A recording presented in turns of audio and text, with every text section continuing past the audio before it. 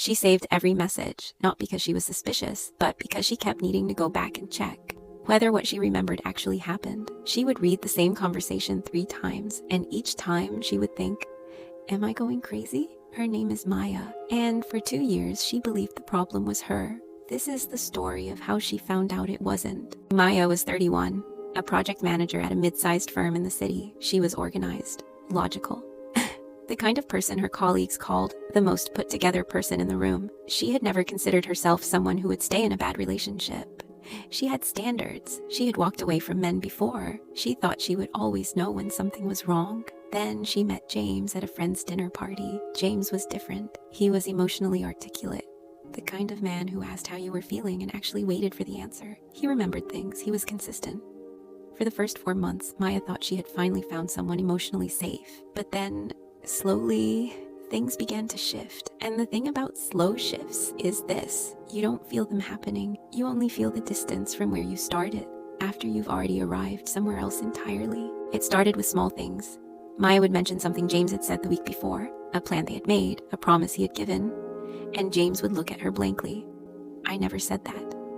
Maya, that's not what happened. You always do this. You twist things. At first she apologized, because she genuinely wasn't sure. Maybe she had misheard. Maybe she was stressed from work, but it kept happening. She started taking screenshots of conversations, not to build a case, just to feel sane. Here's what she was experiencing, and may not have had a word for: gaslighting. It is a form of psychological manipulation in which a person causes someone else to question their own memory, perception, and judgment. It rarely starts dramatically. It almost always starts with small, almost reasonable-sounding corrections. That's not what I said. You're remembering it wrong. You're too sensitive. Over the next 6 months, Maya noticed other things. When she was upset, James would somehow make her feel responsible for his upset. She would say, "It hurt me when you canceled last minute." He would say, "I can't believe you're attacking me right now. I've had the worst week." By the end of the conversation, she was comforting him. Her original hurt, never addressed. When she spent time with friends, he wouldn't forbid it. He would just be cold and distant when she came home, and warm and loving when she stayed in. She started staying in more. When she achieved something at work, a promotion, a good review, he would say something that sounded like a compliment, but landed differently. "That's great. I just hope you don't let it go to your head like last time." Last time. She didn't remember a last time. But she spent 3 days wondering what she had done. This is called minimization, a tactic used to reduce your confidence in your own achievements and reality, just enough that you need external validation to feel okay. And when the only person whose validation you seek is the one making you doubt yourself, you are, without realizing it, completely dependent on them. The turning point came on an ordinary Tuesday. Maya was on a call with her sister, just catching up, and her sister said something she hadn't expected.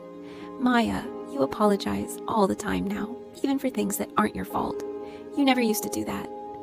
Maya laughed it off in the moment, but she couldn't stop thinking about it. That night, she did something she had never done before. She went back through 18 months of messages between her and James, and she read them, not looking for anything specific, just reading.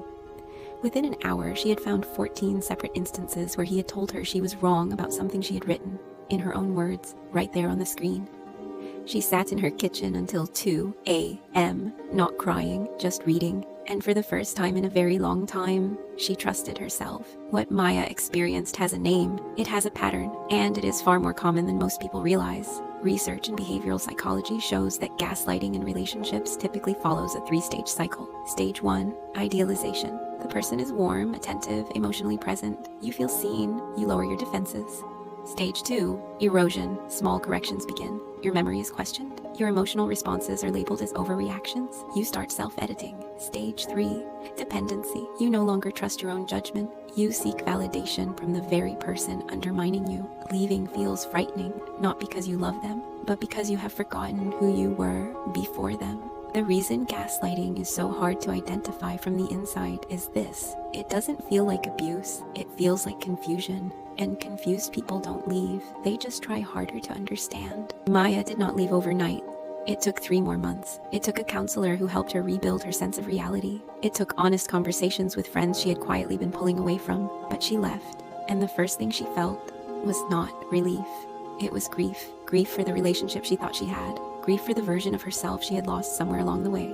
But underneath the grief, something else, clarity. For the first time in 2 years, she trusted what she felt. She trusted what she remembered. She trusted herself. If any part of Maya's story felt familiar, if you have ever found yourself apologizing for things you didn't do, doubting memories you know are real, or shrinking yourself to keep someone else comfortable, you are not going crazy.